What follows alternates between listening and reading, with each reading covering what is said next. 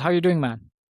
Doing great, doing great. It's an amazing day today. It's a historic day today for not only Korean football, but Asian football to have Kang In Lee finally announced. We've been waiting for so long. Every single day, I'm trying to provide the latest updates on where he's at so people, can get an idea. But finally, he's been announced. And so I'm over the moon and I'm really excited to do this reaction video with you guys. Perfect. I will definitely buy a South Korean jersey because I talked about this with PJ as well because I think one South Korean jersey and I have to buy one Nigerian jersey as well for Ademola Lukman because this season we have the Africa Cup of Nations and we also have the Asian Cup. So I'm definitely going to be rooting for South Korea in the Asian Cup and I'm so sorry. Nigeria for Ademola Lukman. It has to be Salah for the AFCON. It is what it Come is. on, man. Come It on. it is what it is. Egypt all the way. Come on. But Jewel, so what do you think? How's the reaction in South Korea about the signing of Kang Lee at the moment? It's huge. It's huge. We're very excited. We're very elated that Kang In Lee has transitioned from PSG to another world-class team, another top club, big club, historic club. Atletico is a top three La Liga club, one of the legendary clubs alongside Real Madrid, Barcelona. And so for a Korean to represent our country, represent Asians even, because from what I understand, I think he's the first Asian to play for Atletico Madrid. It's really a huge source of pride for us. And we're just excited to support him on his new team and to also get behind the club, be a culture and really support the club and get behind and jump into the bandwagon. So it's really groundbreaking. And as someone who's followed Korean football for a very long time, I never thought I'd see a day where we'd have a Korean playing for Atletico Madrid. And so personally for me, it's very gratifying to see that. And it tells me that for Korean football, we are moving forward despite all our problems and all our issues. Through the players, we are gaining ground. And so really proud of Kang In. And Kang In was someone that I've been following since he was just a little kid, and so it's really surreal to see how much he's grown, how much he's paved his way in his career from Valencia, Mallorca to PSG, and now here at Atletico Madrid, where he's going to be considered one of the main pieces for this team. Just really huge. So super proud of him, and I'm sure every Korean is super proud of Kang In. For sure. I mean, I think, when we talked about Kang Lee last time, so, he started as a kid, he was at I think, a show. And from there, he went to Valencia, from Valencia to Mallorca.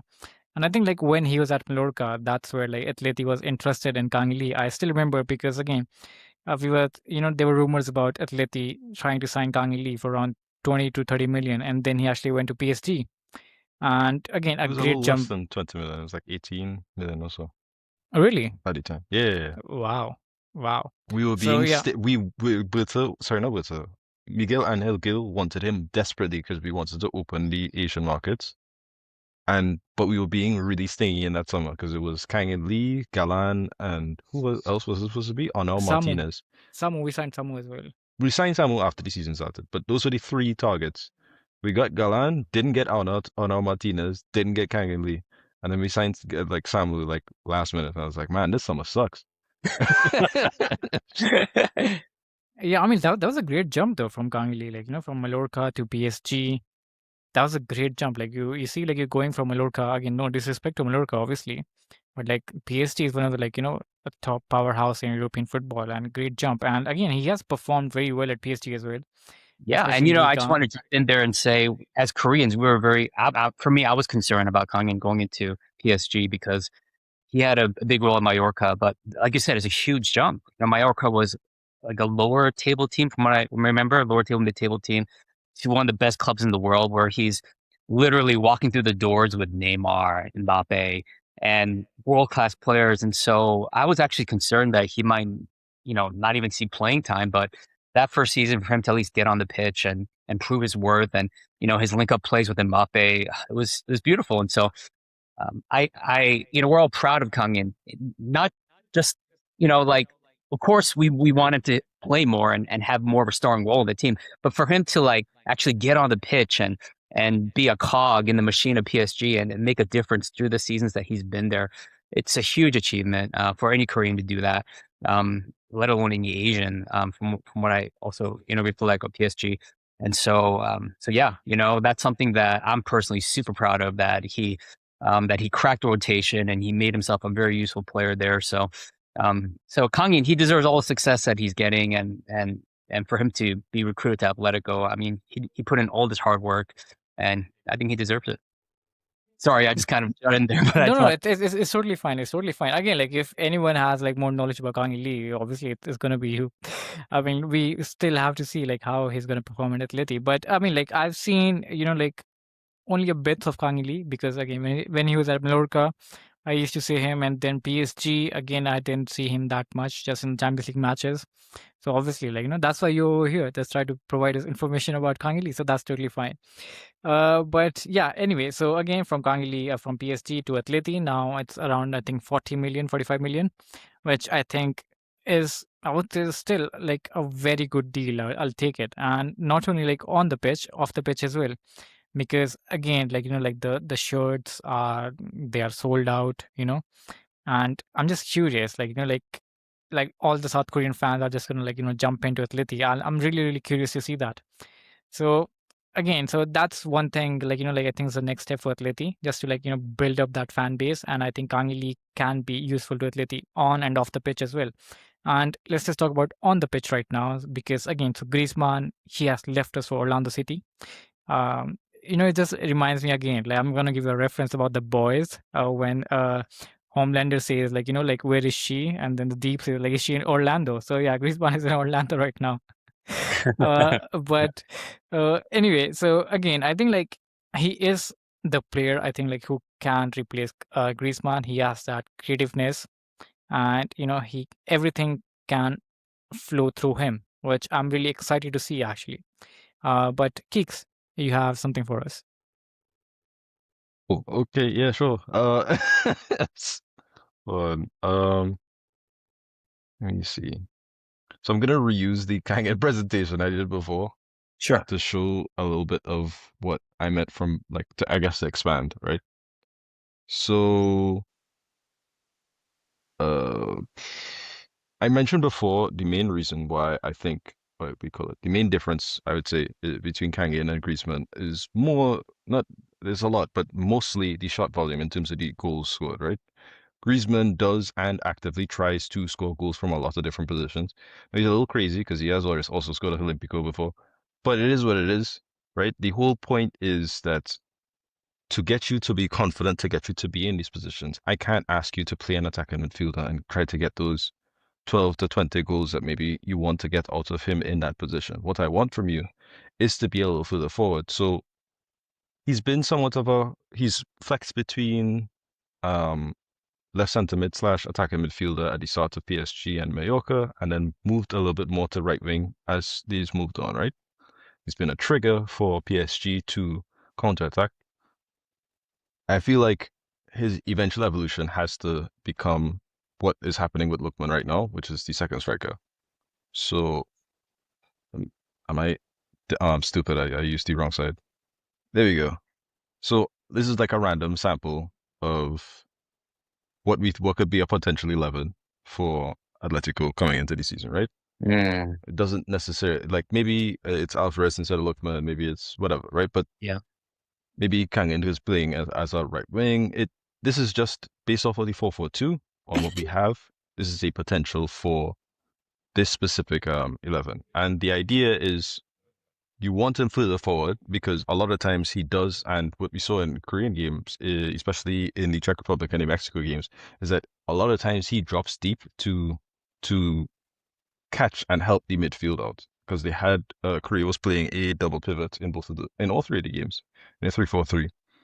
Now the benefit of it is that he doesn't actually go between the lines nearly as often as he say a Baena does.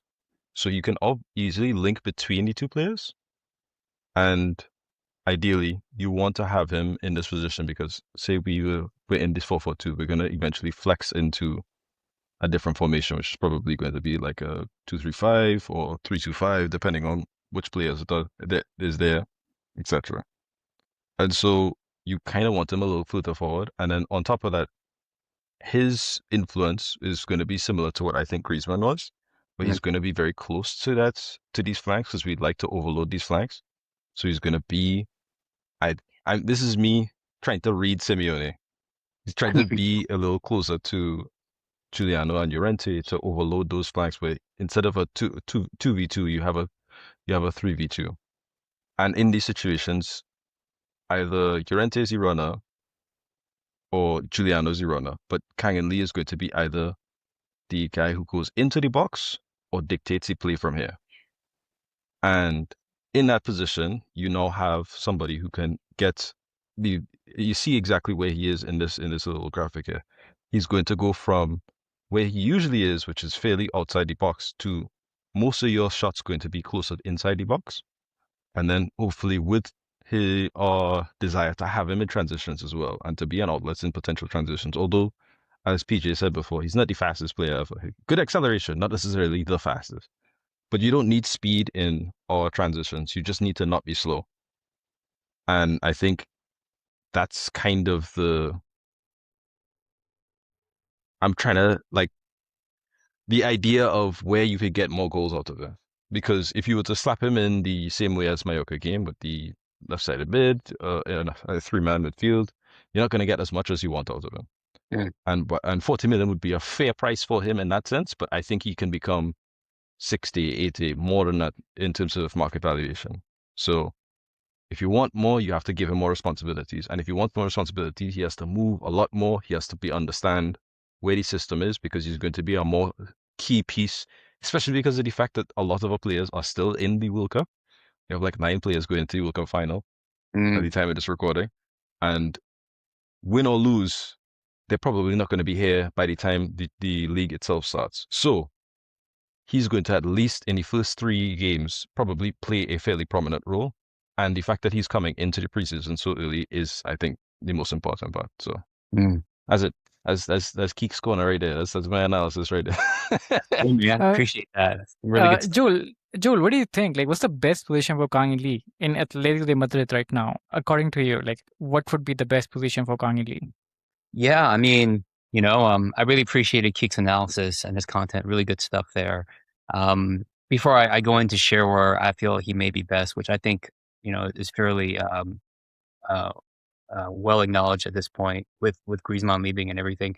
I also just wanted to share, I think Kangin had definitely had more opportunities to score more and have more assists if he just had more time on the pitch with PSG. I think he was limited a lot of times, and he was benched a lot of times, and especially for the big games, Enrique just wouldn't trust Kangin.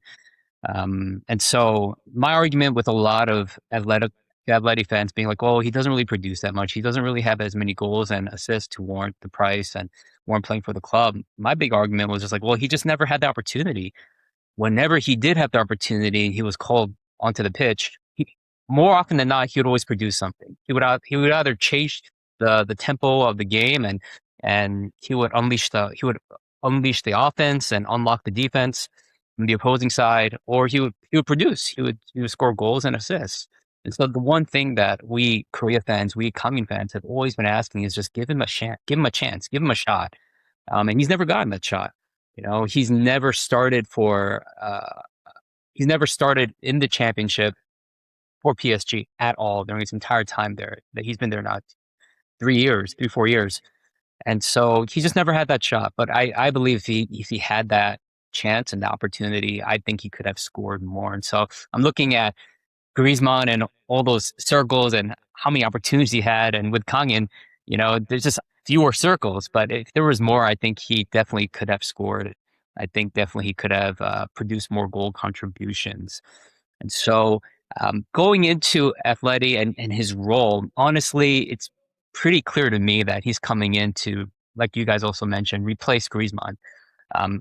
Can he replace Griezmann? Griezmann's a legend. I think that's too much of a burden to put on Kangin's shoulders right away. But can he do the same sort of things that Griezmann was known for and that Griezmann brought value to Atletico? Absolutely. And so in that sense, I think it's actually pretty weird. It's a little eerie to look at their games and realize how much Kangin could kind of step in and take up the roles that Griezmann had within Atleti right away. And I think of all the players on the market, I think it's pretty interesting that Kang In is someone that really comes to mind as someone who can kind of fill in the vacuum of Griezmann's departure. With that said, he also is his own specific player. He's also unique in his own way, and so I'm sure he's going to bring his own flavor to the game and what he can do. But yeah, I think just that role of the second striker, moving between the lines, almost operating like a false nine, that's his specialty. He's not someone that's going to run down the flank and be a touchline winger. That's not him. He doesn't have the speed. He's someone who occupies the half spaces and always inverts, and someone who likes to draw attention and bring gravity to situations. Like Eek's presentation, he really is useful when he overloads situations like that, and then from there, drop the assist, drop the decisive pass into the final third that will create the goal. That's his thing, and dropping back, a big role of his is that he brings stability and on ball possession and ball control into the team. And so, he can operate like a pivot as well. At PSG, when Vitinha will be subbed out, he would bring Kang In a lot of times, and the team would operate the way it's operated without any sort of hiccup, because Kang In would take up the role of Vitinha pretty well there as a pivot. And so that's what Griezmann did too, from what I understand. And so I think it's a beautiful match, to be quite honest. I think he's as good a player you can find on the market, let alone being Asian or Korean and what comes along with that. I think he's a great player to be a candidate to kind of step into the role of Griezmann and help support the main striker. Whoever it is, whether it's Alvarez, whether he stays, or any other striker. And so I think it's pretty clear cut. And I think Diego Simeone has always been a fan of Kang In, and besides what he can do on the pitch, I think off the pitch is also, honestly, I don't like saying this because I don't like our players being valued by jersey sales, but it's true. It's what we bring, and for Kang In, he is arguably the number 2 figure in Korean football behind Sonny. And when Sonny eventually does retire, move on, he is going to be the main leader of the national team at this point. And so Atleti's investment into Kang In is huge because it's going to expand and broaden their market into Asia. It's going to make them truly a global team like no other time before, especially with Kang In. So that's off the pitch stuff, but on the pitch, definitely someone who can take up the roles that Griezmann did when he was with Atletico. Right. I mean, like you clearly mentioned, like I was just about to ask you that, like Kang In Lee has like 2 big shoes to fill, like one Griezmann at Atleti, and the second one is Sonny at the South Korean national team as well. So I mean, like again, like I think he has a lot of burden on his shoulders at the moment, which I think Sonny will probably retire after this Asian Cup, if I'm not wrong. But again, that's very big shoes to fill for for Atleti and the South Korean national football team as well. So I think like Kang In Lee is in a stage right now where he has to take the responsibility, and it's massive. Like like if you're talking about Kang In Lee, and especially for like the South Korean football as well. So pretty good. But anyway, Fran, you wanna add something before I lead with my next question? Most of the stuff that I had to say about Kang In, I said in the last episode, but the last episode we talked about him. But one thing that I will say is that when he was at Valencia, I made a mistake to really ignore Kang In Lee. I didn't find him particularly amazing, but it was clearly a mistake because Valencia were a mess back then.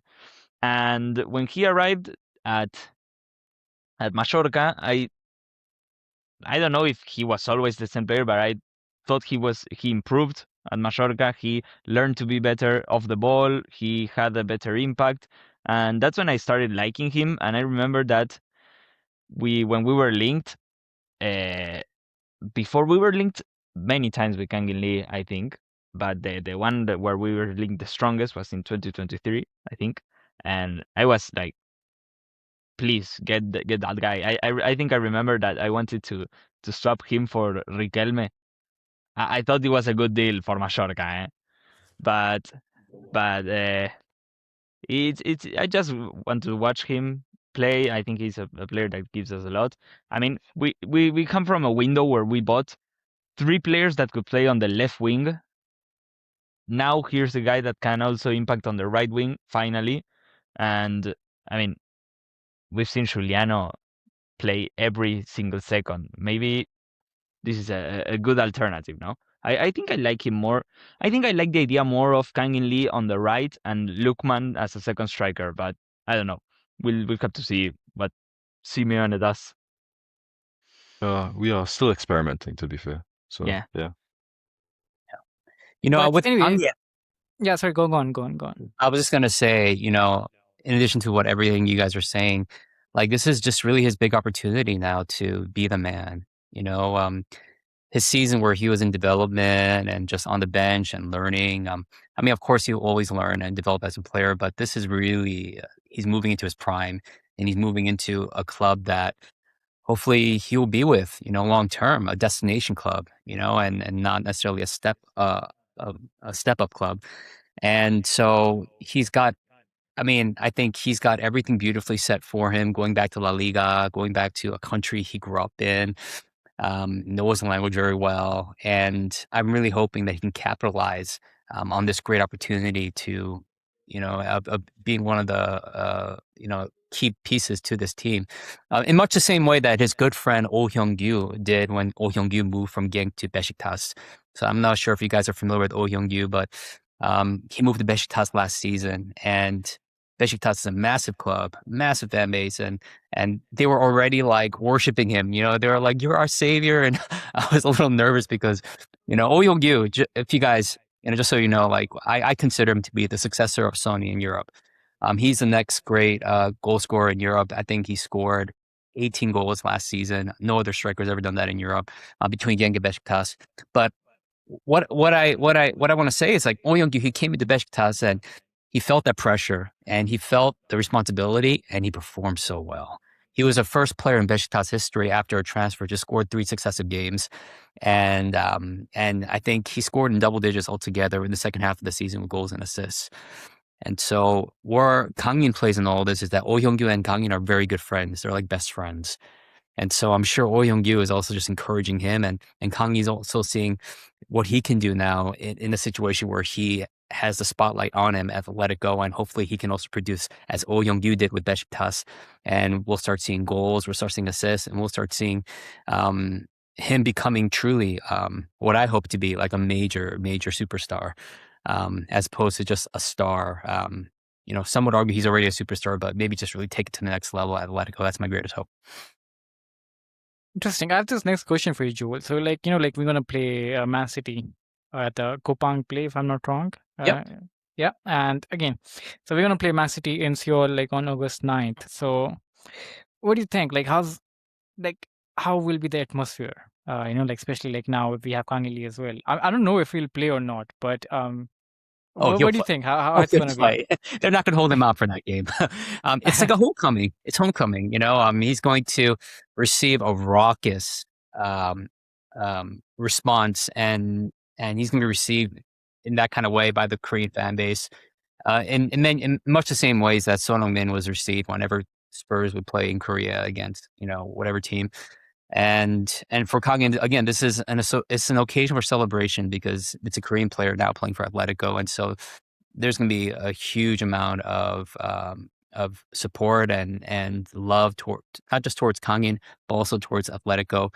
And so I think it's going to be really amazing, the atmosphere and the environment. And I think it's going to be a great game. I think the crowds are always just going to cheer whenever he touches the ball. That always happens, when he's playing for the national team.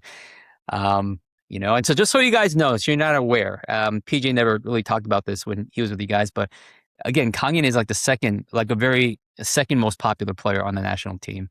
And so on the Twitter sphere, there's honestly 2 big fan bases that oftentimes oppose each other, which I think is really stupid because if you're a Korean, you should support both players to support the national team. But you have the Son Heung-min fan base, often known as Son FC, and then you have the Kangin fan base. And PJ did talk about this in his podcast. There was history between the two in the last Asian Cup. Like they've always kind of been at odds, and whenever Kangin's fan base would be like, he's whenever they would, like support the player, Sony's fan base would be like, no, he's not a legend yet, and then there'd always be like this squabbling. And so in my account, what I did last season, I just for fun, I do like a top 10 of all our overseas players. And for that season, I put Kang In as number 1 and put Sonny as number 2. And I got hell from the Son Heung-min fans because they hated that. Like, a whole bunch of them blocked me. And I was just trying to be unbiased because in that season, Son Heung-min, he was not having the best season. He did redeem it with his Europa League trophy. But Kang In, what he did with PSG was historic. He won the Champions League. He won a quadruple with the team, which no Korean has ever done.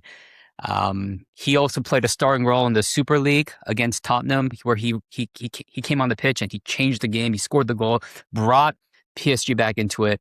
And so, yeah, he's a huge, huge figure, in addition to Son Heung-min. And so, number 1, you guys are getting that kind of player. He's not just another Korean player. Like, you guys are literally inheriting the future of Korean football. And to the degree that Son Heung-min fans would fanatically come to London in the Spurs stadium and even annoy the Spurs fans because there's just an army of Koreans every single time, that could definitely be the potential for Kang In as he established himself at Atletico and as he roots himself down there. And so for this kickoff in Korea, this nice homecoming, expect that kind of engagement. He's going to be a rock star, and everyone's going to be cheering, loving on him. And hopefully that will translate very well for Atletico in terms of kit sales, interest, and maybe sponsorships and stuff like that. So, yeah. No pressure, clearly. Huh? Yeah, exactly. No pressure. But like, honestly, like, as fans, like, I know a lot of people are like, hey, we shouldn't put pressure. But listen, these players, like at his level, they invite it, they want it, and they like it, they need it, they don't shy away from it. And so hopefully Kang In brings that dog mentality, to Atletico, and he just really, this is his second time coming back. This is his second return to La Liga. Before, he was just a kid. Before, he was developing. He was a prospect. Now he's coming back as a 2-time Champions League champion. He's coming back with confidence, and hopefully, he's coming back almost like a homecoming to La Liga. Like, I'm a different player than when I first with Mallorca, and he makes a big impact for Atletico. And Korea is gonna, when the team plays against Manchester City, I mean, that's where it all starts. And so, so it's gonna be exciting. There's a lot riding on that game. It's gonna be a lot of fun to watch, and I'm really excited to cover it. I mean, you guys, you can join us for the live watch along, which we're gonna do over here for sure. We can talk about it. But like, I think for me, I've never seen, like, if there's like a broad game, like a game outside of Spain, I've never seen the stadium filled with red and white colors and Athletic colors. I've never seen the stadium in red and white colors. So this might be the first time we'll see the stadium filled with Atletico de Madrid jerseys, because again, like, we played the Supercopa España, which is basically in Saudi Arabia. So whenever we play Barcelona, it's mostly Barcelona fans. If you play Real Madrid, it's mostly Real Madrid fans. Even the friendlies, I remember like playing Man City last time. I think it was in Asia only. It was in South Korea only, when Carrasco scored and Memphis Depay scored as well. Again, a lot of Man City fans, very few Atleti fans. So for the first time, if it happens, like, I'm going to see the whole stadium filled with Atleti jerseys. So do you think that's going to happen, Joel? That's 100%. really going to happen? I think so. I think a lot of, there's a lot of Man City Korean fans too, but I would imagine for this kind of event, the whole stadium will be full of colchoneros. How do you pronounce that? Colchonero? Colchonero. Yeah. You'll see a stadium full of colchoneros. And so it's going to be a really beautiful sight, and I think it's going to make all of you guys very happy. Interesting. Also, I have this next question for you. Like, I think I've seen a lot of again, South Korean creators and again fan base as well. Like, they've been following PSG closely as well, I would say, like, in the last few years. Do you think they're gonna like jump to Atleti like straight away, or it's gonna take some time? I think they'll jump straight away to Atleti. I'm not saying that there isn't a PSG fan base in Korea, but most people who support PSG because of Lee Kang-in, including me. And so, much love to PSG. I will still have a soft spot in my heart for that club, and I visited their home closer a season ago, and so I was actually able to visit the stadium and everything. Beautiful stadium, and just an amazing team that was assembled there over the past 2 seasons. So much love to them. But with Kang-in now going to Atletico, everyone's going to woo. shipped on over, and you're going to inherit that Korean fan base. And so I'm excited. I'm excited for there to be that type of collaboration between Korea, and Atletico. And again, to me at least, I just think it's historic that we're getting our first Asian player playing for a top 3 club in La Liga. And so, that's something that we're super proud about, and we're going to show that in our support for the club. I'll love to see that. I'll love to see that. But anyway, so anything you want to add, Keeks? Because I think I'm out of questions right now. Or Joel, you anything you want to add? I mean, he's here. He's finally announced. It's going to be super exciting. He's a very fun player to watch. And so I look forward to Kangin bringing joy, not just to Korean fans, but also to Atleti fans. And I look forward to greater collaborations and greater partnerships between, the Spanish fan base as well as Korean fans. And that's what's beautiful about football. It brings people together. And already I've had a whole slew of Atleti followers, follow me, and I really appreciate that love. And for me, I've never really supported a Spanish football club like truly before. This is the time. This Atleti is the time, the first Joel. club that I truly get behind. This And is the so time, Joel. I'm a colchonero, I'm a colchonero. Great, And so great. I look forward to getting the shirt. I look forward to rooting and supporting Kangin, and maybe one day, hopefully, he'll be there for the long haul, and hopefully Atleti continue to rise in their influence in the football world. Hopefully come to visit. I've always wanted to visit Madrid, and Kangin being at Atletico gives me another reason to come and visit the stadium. And so Definitely. really excited, and a dream come true, really, for him to play for such a club like this. And I believe, I'm not going to just say I hope, but I believe that he's going to do well with this club here. And I think he's going to learn a lot from Simeone. He's going to get a lot from the players around him. He's going to bring a lot to the players, but he also get a lot from the players. And he's going to also bring that to the Korean national team and build greater, help our culture, help our Korean football culture. So I'm super ecstatic about that too. I'm definitely. I mean, like I said, I'm definitely gonna support South Korea in the Asian Cup. So I'm definitely getting that jersey of. One question is that it's a Cup of Nations and the Asian Cup. They're held at the same time, right? African Cup, the AFCON is now going to be a summer competition, which I don't think is the wisest idea, and I hope they do change that. But the AFCON for 2027 is going to be in the summer. Okay, Again. okay, got it. So it's not okay. So One of the hottest continents on Earth, summertime. All right.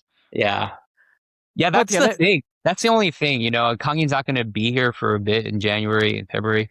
Which, considering how our policy should be in terms of what we've done so far in the market, is a lot of the players that we've been signing have been players who could either could very easily start at any point in time, or could also be from the subs. So ideally, we should be fine for that about a month and a half or so. Yeah. And then he'll be right back in the squad, and hopefully be like, if it's similar to how it is with AFCON, where you come into the tournament, you play a good tournament, you come back to the team, you have you play even better than what you will before. Yeah. That's what I'm hoping that will happen. Yeah. Yeah, I mean, from now on, we're definitely live streaming the Korean matches as well. So yeah, all the Asian matches we're gonna cover for sure. You know about Kang Lee. I'm gonna get that jersey, number 19, Kang Lee, or Lee Kang Lee. And you're free to join us, Joel. By the way, you all are free to join us for the live watch along as well. Even for the first match, I think I'll be very excited to see the debut of Kang Lee at Atleti. I'm really excited to see that.